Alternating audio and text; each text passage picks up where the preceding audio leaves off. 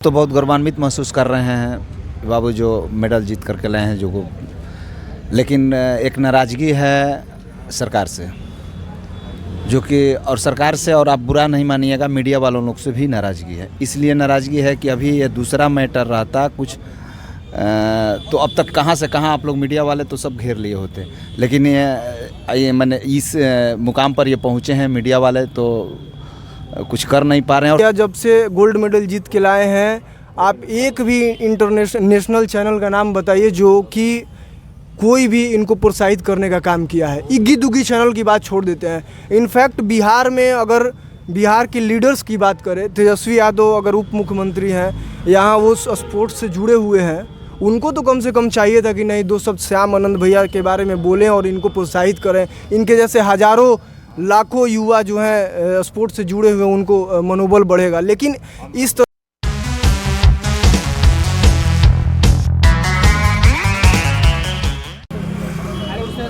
नमस्कार, मेरा नाम राकेश मिश्रा और आप देख रहे हैं जनसागर न्यूज़। इस वक्त हम फजलगंज के क्रेप्टी किचन किंग फैमिली रेस्टोरेंट के बाहर खड़े हैं, जो कि श्यामानंद जी यहाँ मौजूद हैं। आइए उनसे बात करेंगे। जो आपका दुबई में रहा फाइट का जर्नी, जो रिचर्ड जेंडर थे, तो कैसा आपका जर्नी रहा उनसे? तो मैट्रिक्स फाइट नाइट 10 में जो कि दुबई में हुआ 18 नवंबर को, तो मेरा मुकाबला इंग्लैंड के रिचर्ड अलेक्जेंडर मन से रहा। तो वो बहुत ही एक अच्छा मुकाबला था, क्योंकि रिचर्ड जो हैं काफ़ी अनुभवी खिलाड़ी हैं और उनके पास मेरे से भी ज़्यादा अनुभव था, और वो जिउसु के काफ़ी बड़े खिलाड़ी माने जाते थे। पर मैं इस फाइट के लिए बहुत अच्छे से प्रिपेयर कर रहा था और सालों से मैं बहुत प्रिपेयर कर रहा हूँ, तो मेरे को फ़ाइट में तो कोई परेशानी नहीं हुई। बट फाइट के बाद जो मैं मुकाबला जीता, तो मुझे बहुत खुशी हुआ। जब आपके हाथों में झंडा तिरंगा था तो उस समय कैसा फील हो रहा था आपको? बहुत ही गर्व का अनुभव हुआ, क्योंकि भारत में जो भी बच्चे पैदा होते हैं और देखते हैं कि कैसे हमने इतने सालों की गुलामी की जंजीरों को तोड़ा और फाइनली हम लोग उस तिरंगा झंडा को लहरा सकते हैं। तो सारे बच्चों के बचपन से ही ये सपना रहता है कि वो उस झंडे को लहराएं, और मेरा भी सपना था कि मैं अंतर्राष्ट्रीय स्तर पे उस झंडे को लहराऊं। तो 10-15 सालों का सपना मेरा पूरा हुआ। एक आपका वीडियो बहुत वायरल हो रहा है, जिसमें से आपका खून बहुत काफ़ी आ रहा था नाक से। तो वो तो एक्चुअली मेरा जो मैट्रिक्स फाइट नाइट 8 में दिल्ली में अप्रैल में हुआ था, उसमें एक्चुअली मेरा खून आ रहा था। वो एक्चुअली मेरी नाक टूट गई थी, तो उस फाइट में नाक टूट गई थी, इसी वजह से खून आ रहा था। आपकी आंखों के ऊपर मैं अभी देख रहा हूँ, फोकस कर रहा हूँ, तो काला काला सा आया है। तो जो मिक्स मार्शल आर्ट गेम है, जो एमएमए फाइटिंग है, उसको फाइटिंग ही बोलते हैं, और ये एक्चुअल में फाइटिंग है। ये लाइट कांटेक्ट या सेमी कांटेक्ट नहीं है, फुल कांटेक्ट स्पोर्ट है। तो इस तरह का गेम है, तो इसमें छोटी मोटी चोटें आती ही रहती हैं। ये WWE नहीं है, WWE नहीं है कि इसमें आप खेलते हैं बस भाग जाते हैं। ये ऐसा खेल है कि खतरों से भरा। क्या आपको गार्जियन कभी मना नहीं किया कि ये सब खेलो मत, ये सब मत करो? जो भी मेरे गार्जियन और पेरेंट्स थे, माँ बाप थे, उन्होंने तो बहुत मना किया कि आप, चूँकि मैं पढ़ाई में अच्छा था, तो वो चाहते थे कि मैं कुछ भी आगे पढ़ाई में करूं। पर मेरा बचपन से ही सपना था कि मैं इस तरह के फील्ड में, स्पोर्ट्स में आगे बढ़ूं, तो मैं जिद करते गया और आगे बढ़ते गया। आप इससे पहले एनसीसी भी कर चुके हैं?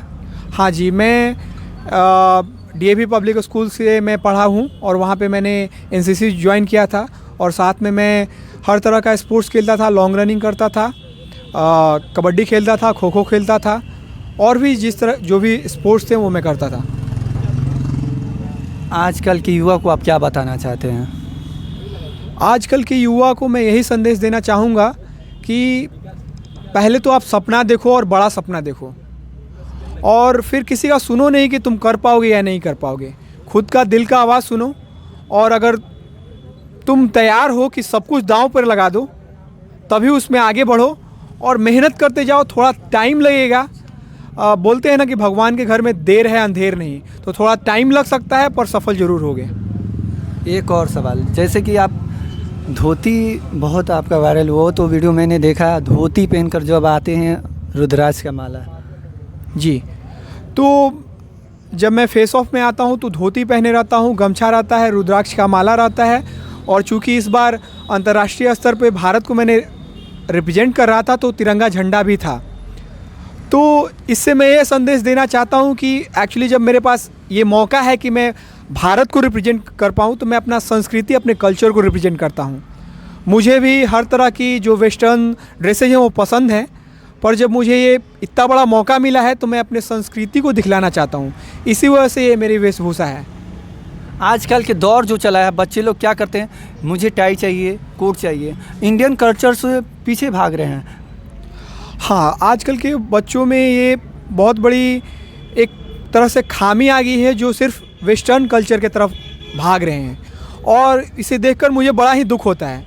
मैं ये नहीं कहता हूँ कि वेस्टर्न कल्चर ख़राब है, मैं खुद सूट पहनता हूँ, अभी आप देख सकते हैं मैं जीन्स और टी शर्ट में हूँ, तो मैं वेस्टर्न कल्चर का विरोधी नहीं हूँ, पर अपनी जो संस्कृति है उसको हमें भूलनी नहीं चाहिए। और तो और बहुत सारे लोग उसका मजाक उड़ाते हैं। इसी वजह से मैं अंतर्राष्ट्रीय स्तर पे उस संस्कृति को रिप्रेजेंट करता हूँ। मैं जो धोती पहनता हूँ, बिहार, झारखंड और यूपी में उसको धोती बोलते हैं। जब आप साउथ पार्ट ऑफ इंडिया चले जाएंगे तो उसको लुंगी बोलते हैं, और हर भारत के हर भाग में उसको पहना जाता है, बस दूसरे नाम से बुलाया जाता है। और जो गमछा भी लेता हूँ वो भी लोग लेते हैं। तो मेरा यही संदेश है कि हमें अपने संस्कृति से भागना नहीं चाहिए। जो आज के युवा हैं, मैं उनसे चाहता हूँ कि आप अपने संस्कृति को अपनाएं और कभी उसको भूलें नहीं। और जो लोग संस्कृति का बढ़ावा दे रहे हैं उनका मजाक न उड़ाएं, बल्कि उनका सपोर्ट करें। आज लोग कहते हैं कि ये खाने से बॉडी बनता है, वो खाने से बनता है। आप तो रुद्राक्ष पहने हुए हैं, आपका डाइट में क्या रहता है?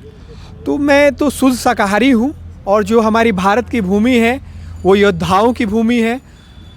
भले ही आज के युवा हमारी हिस्ट्री नहीं जानते हो, सिर्फ उन्होंने अंग्रेज़ों की ग़ुलामी और मुग़लों की ग़ुलामी देखी हो, पर हमारे यहाँ चक्रवर्ती सम्राट हुए हैं जिन्होंने कई सौ सालों तक पूरी धरती पर राज किया है। तो ये योद्धाओं की भूमि है और वो शुद्ध शाकाहारी ही मोस्टली रहे हैं। और आज भी हमारे हरियाणा के जो रेसलर्स हैं, बॉक्सर हैं, बहुत सारे शुद्ध शाकाहारी ही हैं। तो मैं भी शुद्ध शाकाहारी हूँ, और दूध, दही, रोटी, चावल, दाल खाता हूँ, पनीर खाता हूँ, और साथ में वे प्रोटीन जो कि सप्लीमेंट होता है वो भी लेता हूँ। रूटीन क्या है? देखिए, कोई भी खिलाड़ी का जो स्पोर्ट्स में होता है उसका एक ही रूटीन होता है, ईट, स्लीप, ट्रेन, रिपीट। तो खाता हूँ, पीता हूँ, ट्रेनिंग करता हूँ, सोता हूँ और फिर से करता हूँ। खाता हूँ, सोता हूँ और फिर से करता हूँ। ये हमारा भारत का राज है, ये हमारा शान है, जो कि हम बता नहीं सकते हैं, दिलों से बस हमारा इजहार हो सकता है। और ये जख्म बताते हैं, ये दर्द बताते हैं कि ऐसे ही नहीं, संघर्ष से चला जाता है। कुछ लोग क्या करते हैं, एक बार हार जाते हैं तो कहते हैं मेरे से नहीं होगा। देखिए, आज मैं जिस स्टेज पे खड़ा हूँ, मैं यही कहता हूँ कि मैं सक्सेसफुल इंसान नहीं हूँ, मैं एक फेल्यूर इंसान हूँ। मैंने अपने ज़िंदगी में सक्सेस से ज़्यादा फेल्यूर देखा है, पर जितनी बार मैं नीचे गिरा हूँ बस एक ही काम किया है कि फिर से मैं उठा हूँ और आगे बढ़ता गया हूँ। तो हमें जो भी अड़चनें आती हैं, जो भी संकट आते हैं, या जो भी लाइफ में फेल्यूर आते हैं, उससे घबराना नहीं चाहिए। बहुत सारे लोग फेल नहीं कर पाते हैं, डायरेक्ट सक्सेस हो जाते हैं, बट हमारे जैसे भी कुछ लोग होते हैं जो बहुत ज़्यादा फेल करते हैं। और मुझे आज स्पोर्ट्स में 11 साल से ज़्यादा हो गए हैं, तो मैंने बहुत ज़्यादा फेल्यूर देखा है और सक्सेस बहुत कम देखा है। पर मैं आगे बढ़ते गया हूँ, और मैं अभी भी कहता हूँ कि 11 साल हो गए हैं, बट अभी तो मेरी जर्नी की शुरुआत हुई है, अभी बहुत आगे जाना है। 2 इंटरनेशनल आपने जीता है, गोल्ड मेडल। ये बिहार की नहीं, पूरे भारत के लिए बहुत गर्व की बात है और दिलो जान से। क्या आपको कोई सरकार सपोर्ट करता है? देखिए, सरकार से तो मुझे किसी भी तरह का सहयोग या सपोर्ट नहीं मिला, जो नहीं मिला है। पर मुझे अपने सासाराम वासियों से, बिहार वासियों से और पूरे भारत वासियों से बहुत ही ज़्यादा प्यार और स्नेह मिला है। उसके लिए मैं पूरे भारतवर्ष का बहुत ही शुक्रगुजार हूँ। ऐसे ही मुझे सपोर्ट करते रहिए, और मैं अपना मेहनत और प्रयास जारी रखूँगा कि भारत का झंडा हमेशा लहराते रहे विश्व स्तर पे। इन्होंने कहा कि विश्व में हमारा नाम होता रहेगा, हमारा काम होता रहेगा। आइए कुछ लोगों से और बात करें। का नाम क्या पड़ेगा? राकेश कुमार राय सर। जी, आप क्या कहना चाहते हैं? हम तो बहुत गौरवान्वित महसूस कर रहे हैं बाबू जो मेडल जीत करके लाए हैं, जो को, लेकिन एक नाराज़गी है सरकार से, जो कि और सरकार से, और आप बुरा नहीं मानिएगा, मीडिया वालों लोग से भी नाराज़गी है। इसलिए नाराज़गी है कि अभी ये दूसरा मैटर रहता कुछ तो अब तक कहाँ से कहाँ आप लोग मीडिया वाले तो सब घेर लिए होते, लेकिन ये मैंने इस मुकाम पर ये पहुँचे हैं मीडिया वाले तो कुछ कर नहीं पा रहे हैं, और सरकार तो कुछ नहीं कर रही है, जबकि सरकार ऐसे ऐसे नामचीन आदमी को कहाँ से कहाँ पहुँचाती है। यदि यही दूसरे जगह का होता, दूसरे शहर का होता, ये तो वैसा शहर है नहीं, सासाराम तो वैसा शहर नहीं है, हो सकता है कि इसका रीजन हो, लेकिन नाराज़गी है सरकार से। सरकार को इनको अपने फेवर में लेकर के, इनसे इंटरव्यू लेकर के कि आप क्या करना चाह रहे हैं, नहीं चाह रहे हैं, इनको मनोबल को जो है बढ़ाना चाहिए। सरकार को इनको गुड फेथ में रख करके इनके मनोबल को और आगे बढ़ाना चाहिए, ताकि ये मनोबल बढ़े रहे। आज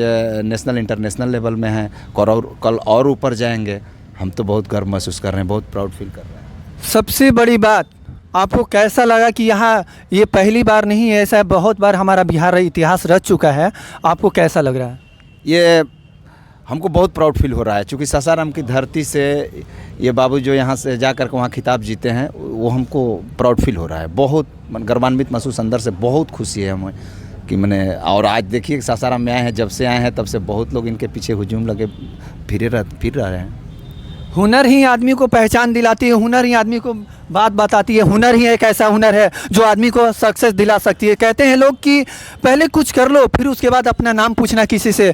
आप मेरे पीछे देख सकते हैं, लोगों का अभी से आना शुरू हो चुका है, लोग आने के लिए बहुत उत्साहित हो चुके हैं, क्योंकि लोग किसी भी तरह हुनर देखते हैं, आपका फेस नहीं देखते हैं, आपका लुक नहीं देखते हैं, आपका ड्रेस नहीं देखते हैं। आइए कुछ लोग और हैं, उनसे भी बात करते हैं। जी, आपका नाम क्या पड़ेगा? विक्की राव पांडे मेरा नाम है। हम यहाँ के यूथ लीडर हैं, युवा नेता, समाज सेवी हम लोग काम करते हैं, साथ में पढ़ाई लिखाई भी करते हैं।